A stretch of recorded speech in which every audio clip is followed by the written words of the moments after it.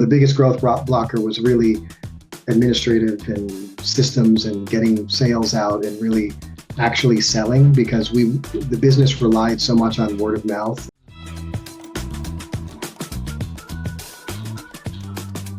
Welcome to the Getting the Deal Done podcast. And Kris Schumacher is our special guest today. He is with New Majority Capital, and he is also the owner of a manufacturing business.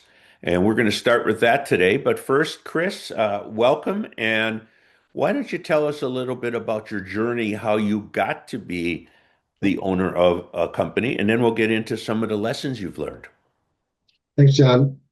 So I grew up working for my dad. He was a contractor, and when we owned and operated a tree farm. So small business and business ownership has always been close to me.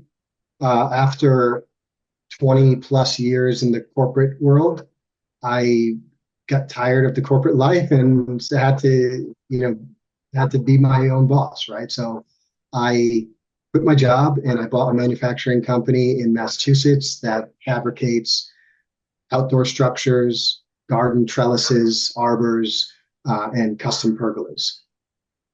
And yeah, I mean, it fulfilled my lifetime longing to get back to my roots and work with wood and work with products and build beautiful things.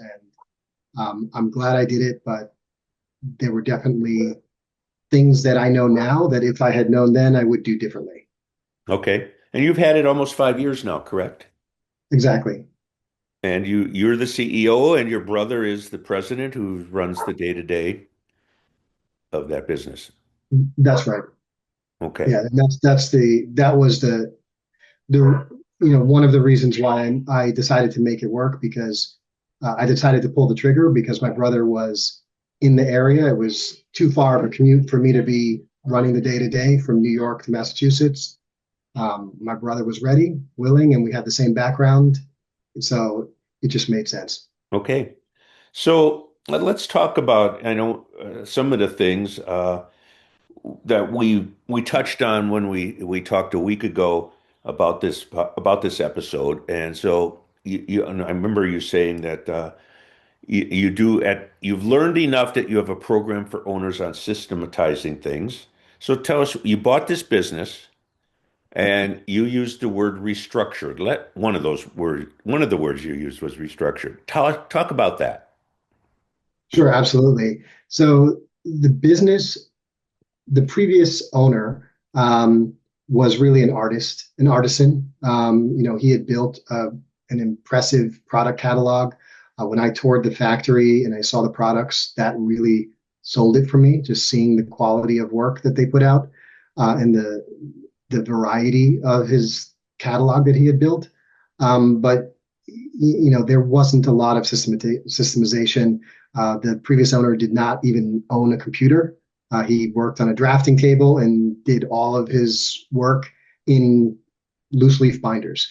So it was we had to do quite a bit to enable effective management of the business remotely, because I work from home in New York, and really put the systems for building a CRM system, building a better order tracking system, building processes that that really tracked not only what we were spending, but how we manage inventory through the plant.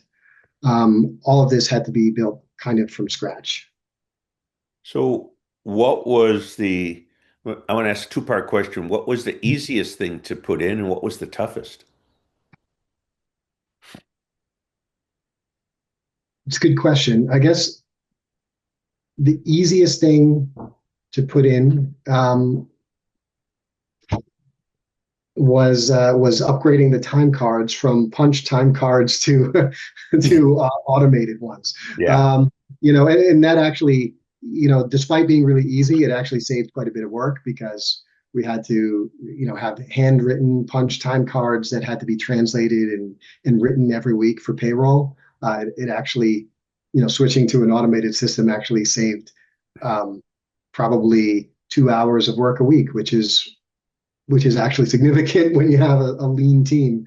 Um, but the most difficult, I would say that the website itself was also not that hard.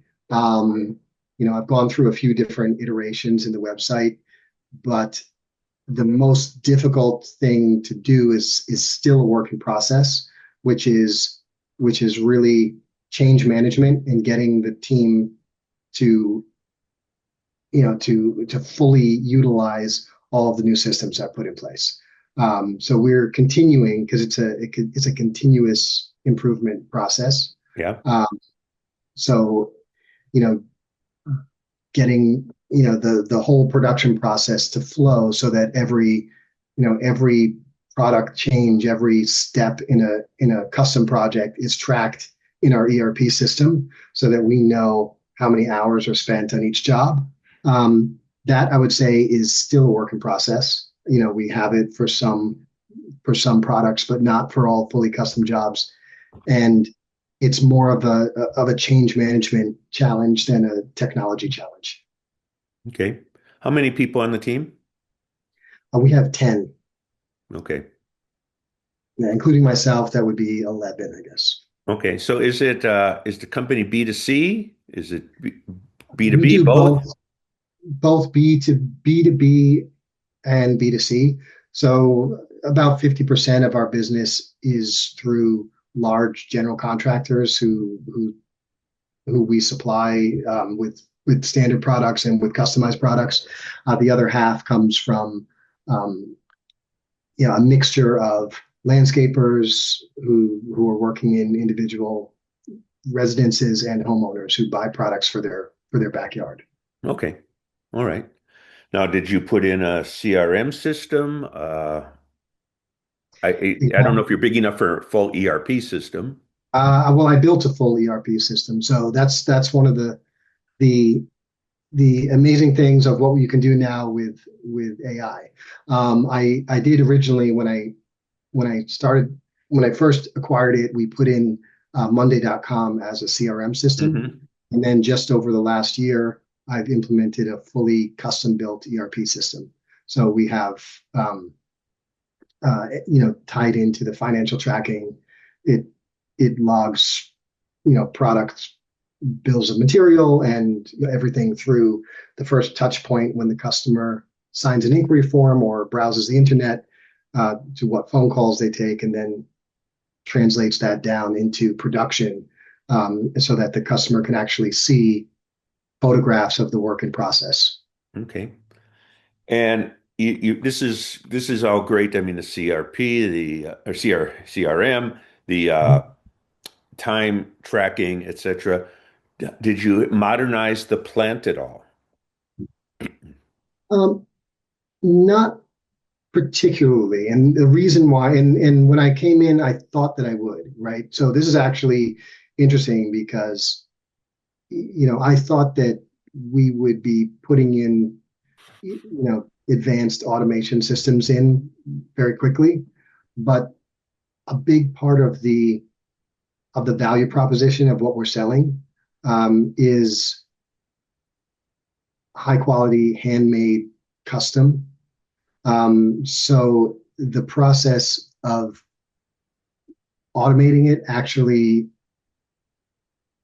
doesn't fully resonate. Doesn't, we lose some of that value proposition. We're one of the few people at this scale who are doing, fully hand built structures. So we're able to charge a premium for that. Now, I'm not opposed to automation. I've done a lot of work with automation in my corporate life.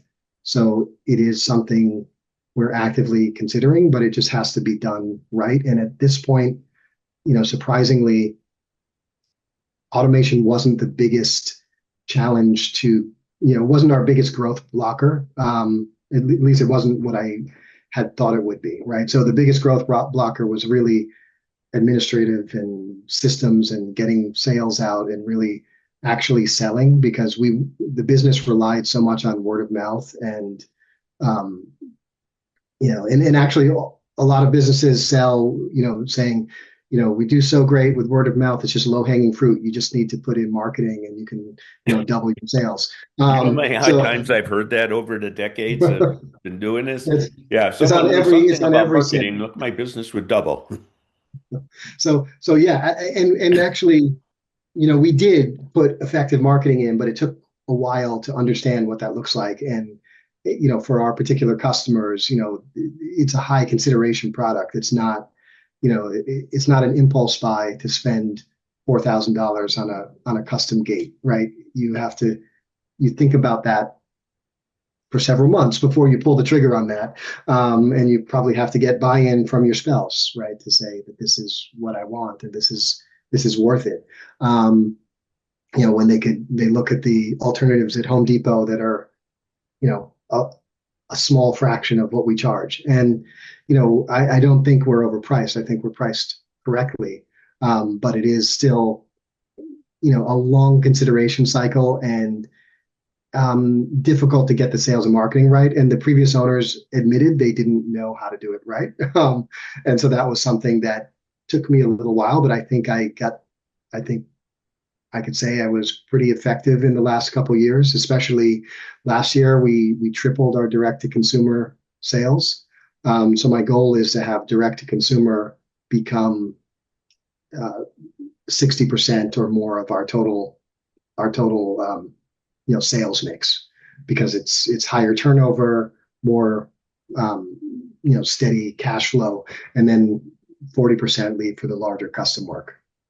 So what is your geographic range with this custom work and all All over the country. We've that? shipped from Hawaii, Puerto Rico, Canada, and pretty much every state. So we do sell a lot of work in New England because we are New England based and we can do the installations ourselves. But we have, quite a few customers in California. Um, we've been getting surprisingly high number of customers in the Midwest, I'd say. Um, I'm I just had a call with a landscape architect in LA who's designing a cemetery in Ohio and wants us to build a custom structure for it. So yeah, it's really all over, and shipping is another big challenge. Yeah. But it just goes in. I mean, if it it's just part of the premium, that people are paying for. So I take it you ship a kit and it gets constructed. Yeah, we flat pack everything. Yeah. As a little sidelight, when you talk about this, my best friend growing up, best man at my wedding, one of his brothers created the company that did the swing and slides where they sold Oh, kits and nice. stuff. And then you went to the lumber yard who loved it because you bought all this wood. And that became a massive company.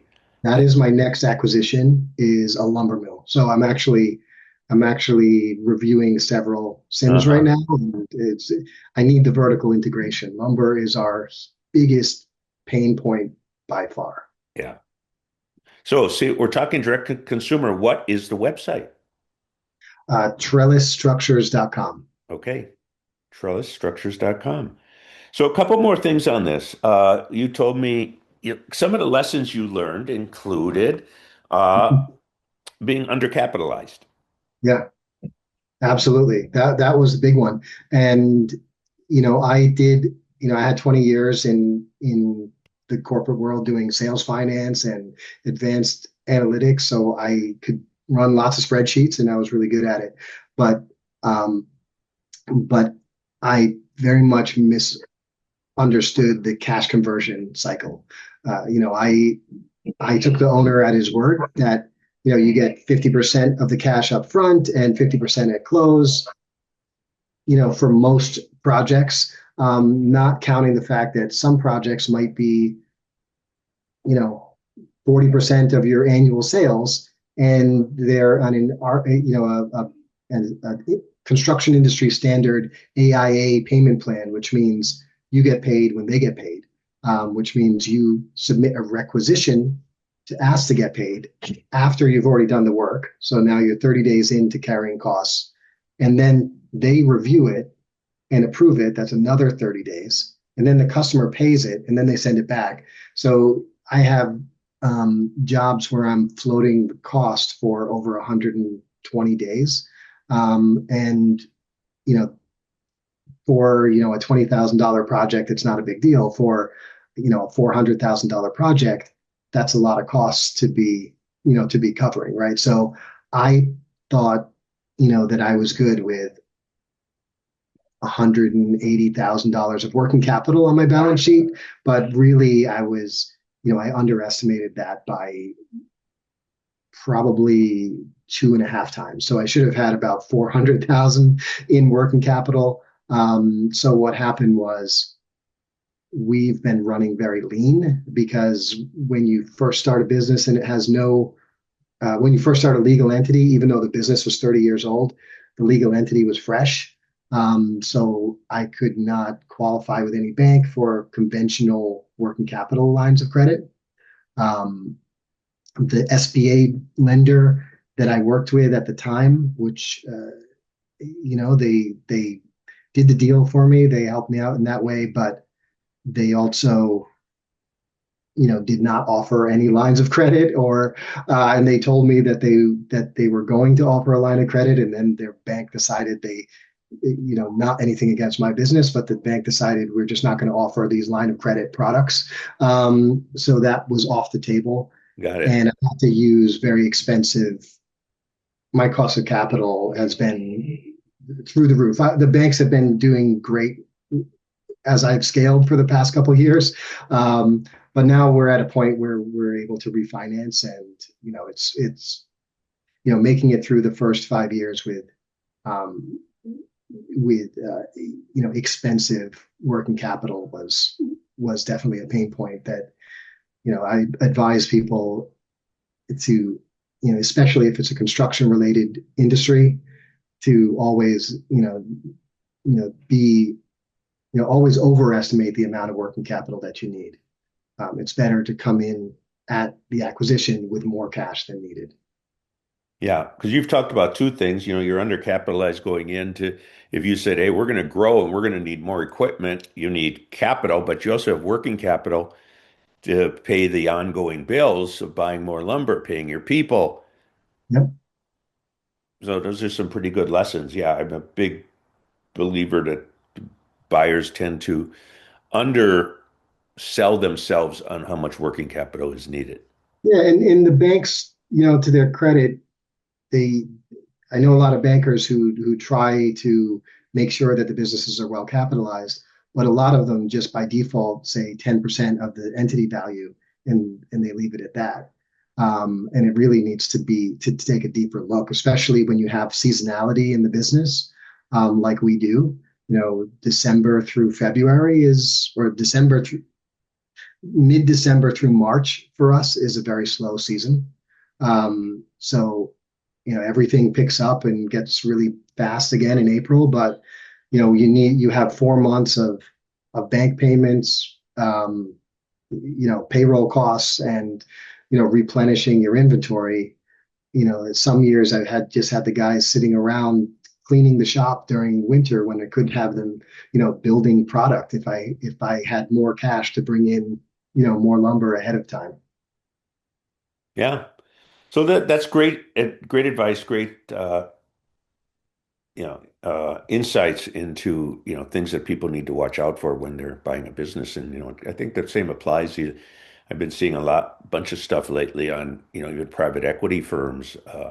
Yeah, they come in, and if they don't handle it right, it's just a different scale. If they don't have the cash, or they don't do the things they thought they would do, just like you thought we would do one thing and it didn't work out that way.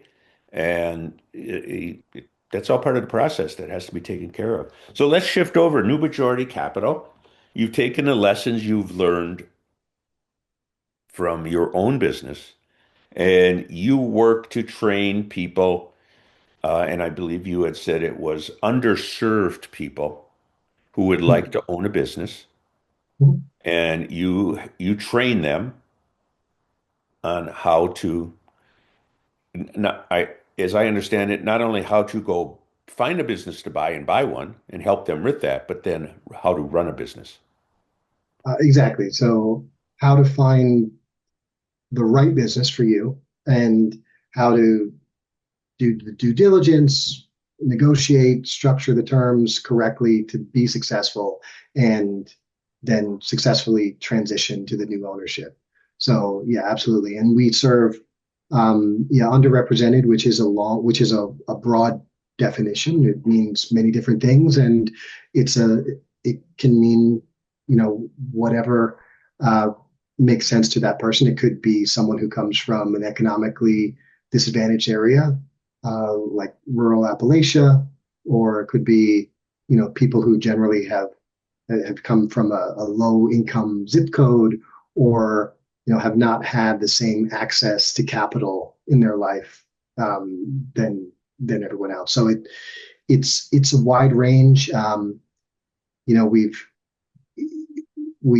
built the program out with professors from Babson College, who was my alma mater, and we have been operating in 9 cities nationally. So we currently started on the East Coast in Providence, Rhode Island, and have run programs in Washington, D.C., Atlanta, Houston, New York, LA, Minneapolis, and Detroit so far.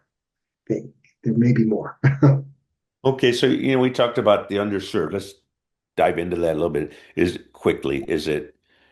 it money? Do they have to have some capital to put in of their own? Yeah, and the amount of capital that someone has is going to, be a key determinant on what the right business is for them. Yeah, of So, course. we see a lot of people, and this is part of, what we do is helping people understand the truth about entrepreneurship through acquisition versus, what the gurus might tell you, right? Where, you can buy a business with $0 and you never have to leave your desk and it can be fully absentee, right? It Oh, doesn't there's a lot obviously. of that out there. There's a lot of people who believe that too because they want to believe it. It's a good story. If it were true, I'd be doing it. But the truth is that you need to have at least, at a very least, the kind of minimum is about, you need to be able to source from your own capital 2.5% of the entity value at a very minimum. But then as the business gets bigger, the amount that has to come from your own capital is going to also increase because it's going to be harder to convince lenders and investors and everyone else that you can manage a $10 million business, if you're not putting in some significant skin in the game, right? So Right. if you have a smaller amount of capital to deploy, then we really usually recommend you start with a business that might be $1 million business, or entity value might be 800,000. It might be that you are buying a job to start with, but it helps get you a foot in the door, build your credibility, and scale up. And yeah. Yeah, I think I still have a book over here on my bookshelf. A guy named Lionel Haynes, and the book is from the 60s or the 70s, and it's like how to buy a business with no cash or something like that. And I remember reading the book and going, every business he's talking about is a distressed company.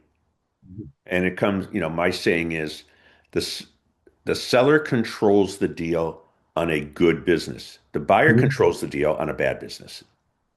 And you don't want, bad businesses are tough. You can buy a distressed business, but I would never buy a distressed business as your only business to replace your own working salary. Oh You yeah. know, a distressed business is great as a roll-up opportunity if you can isolate the risk. I mean, Oh yeah. I agree. yeah, but if you got to pay yourself and pay your family and cover your mortgage, then I wouldn't buy a distressed business for that. Yeah. Well, then the other part of, talk about underserved is what about skills and experience? Mhm. Uh, you just can't say, I went to college and I want to buy a business, or I did basic office work. I want to buy a business because you have learned, given your background, it still is tough.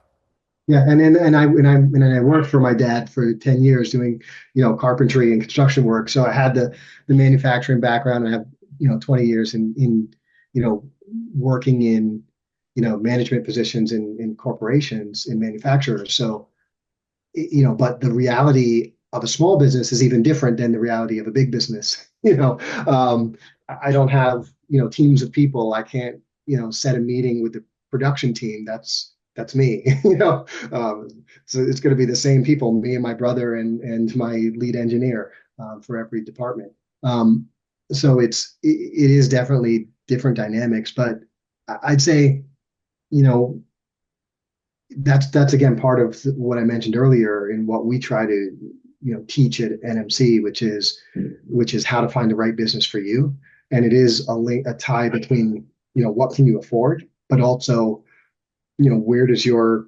resume Yeah, naturally bring you, and very what do important. you wake up in the morning and want to do. People, we talk to some people who are all over the place. They bring me a car wash one day, and then a I don't know, an MSP the other day. I'm like, these are two totally different businesses. What do you want to be doing and what makes sense for you? Because at the end of it, you have to convince the investors, you have to convince the bank, you have to convince your family, you have to convince the seller that you're the right person for this business. So you need that story to be more important than on paper the numbers work, right? It has to be a narrative that makes sense. So we I think maybe where you're going with the question is, I'd say that the average age of our participants is um, between 38 and mid 50s. So people come to our program. It's pretty competitive to get in.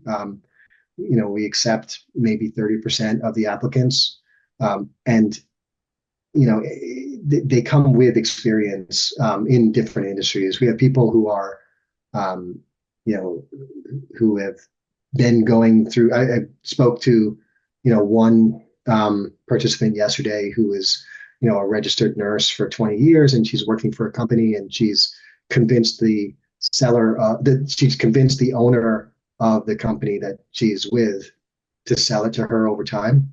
So this is a great story, actually, because we like that kind of buy from within. She knows the business, she knows Oh how to yeah, run it. that's a good The one. seller trusts her, and over a couple of years, she's gonna vest in her ownership, and then buy the seller out with a refinance SBA loan in a few years. Um, but again, perfect transition from what she's been doing to what she will be doing in the future, just kind of a step up.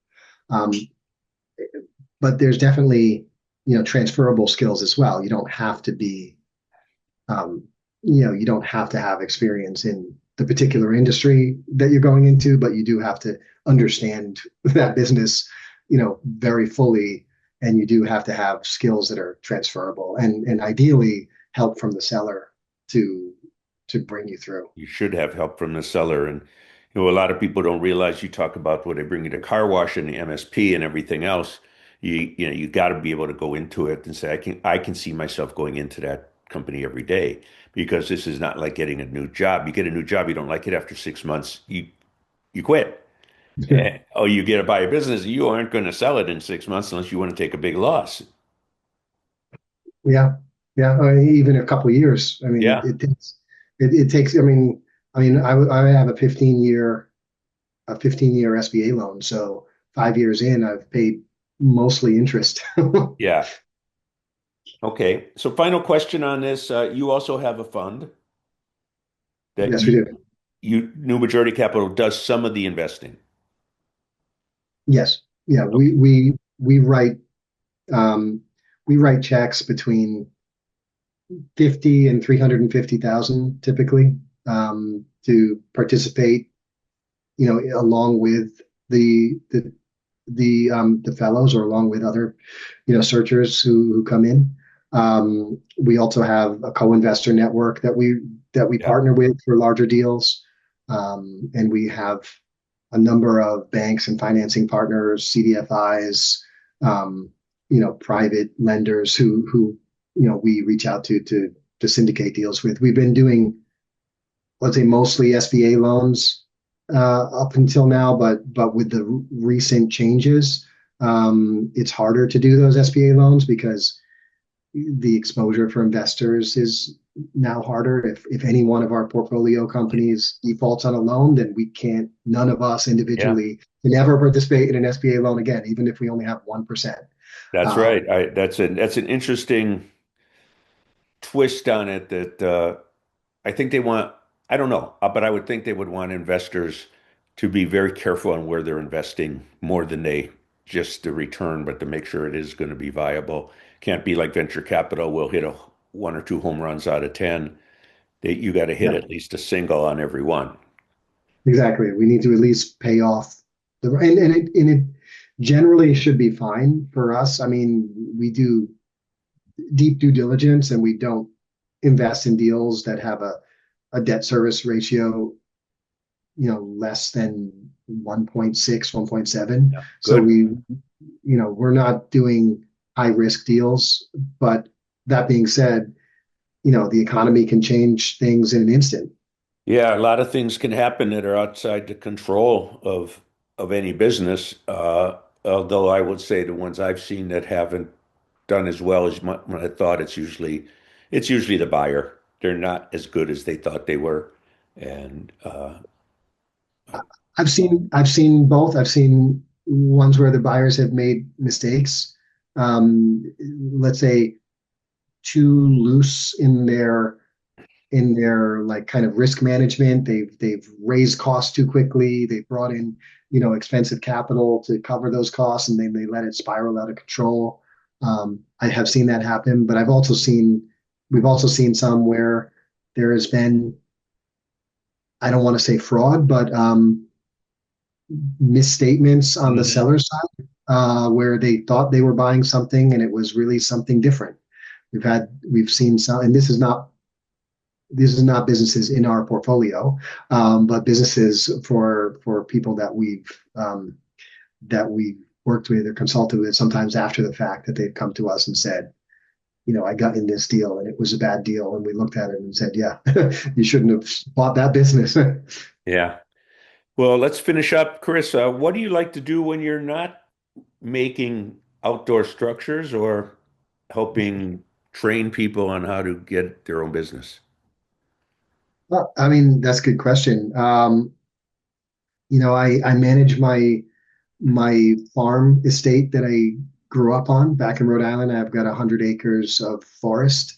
So I spend time maintaining the forest. So, clearing the trails and spending time outdoors, trying to avoid tick bites. But but I also create art, and